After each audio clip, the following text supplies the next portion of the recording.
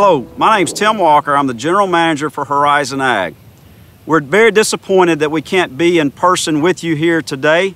However, we are excited to be able to talk about our new varieties and what they will bring to your operation.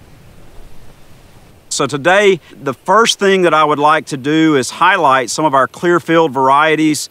CL15 was launched in 2020. It captured about 100,000 acres of rice last year, and we followed that up with good sales of it again this year. CL15 is a semi-dwarf variety that's very early. CL15 has the PETA gene for blast tolerance. It has a very good grain quality, both from a milling standpoint as well as cooking quality.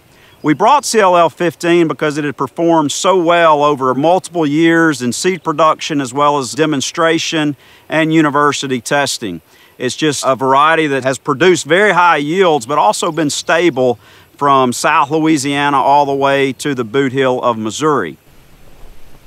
We're excited about CL16.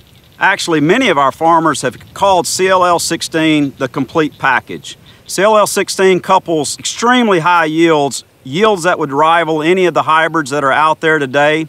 It's a very cost-effective seed because you get varietal prices, but it also has excellent disease resistance as well. We have the PITA and PIKS blast resistance genes that are offering extremely good resistance to the current blast strains that we have in the southern United States. In addition to field performance, CL16 has excellent milling quality.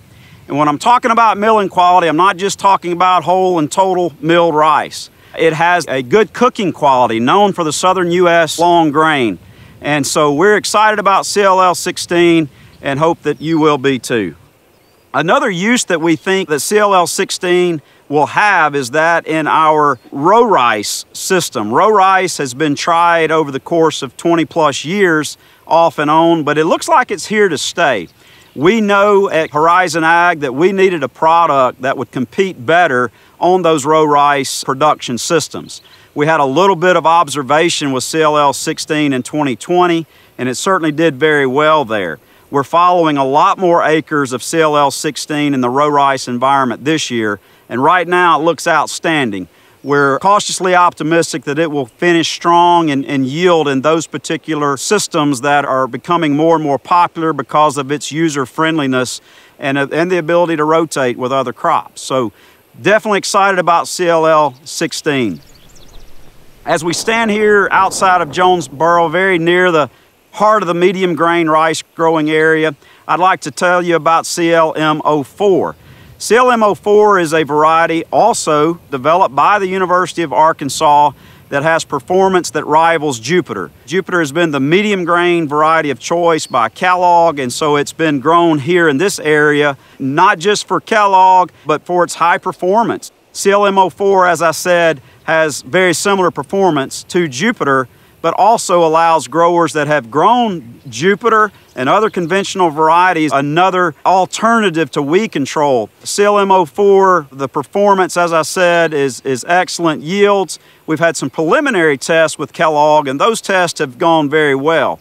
We're awaiting a big plant run this winter, and we are certainly hopeful that we will finally get that green stamp of approval from Kellogg, and it will be a great option going forward on the medium grain acres.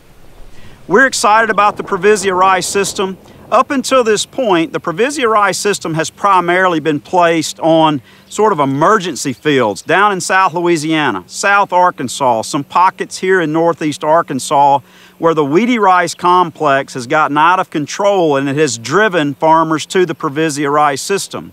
Well, with PVLO3, which will be launched in 2022, we feel comfortable that the Provisionary System can be expanded beyond those emergency situations for weedy rice control and begin to attack the barnyard grass and other grasses that we're seeing pop out year after year, whether it's in the Clearfield system or a conventional system.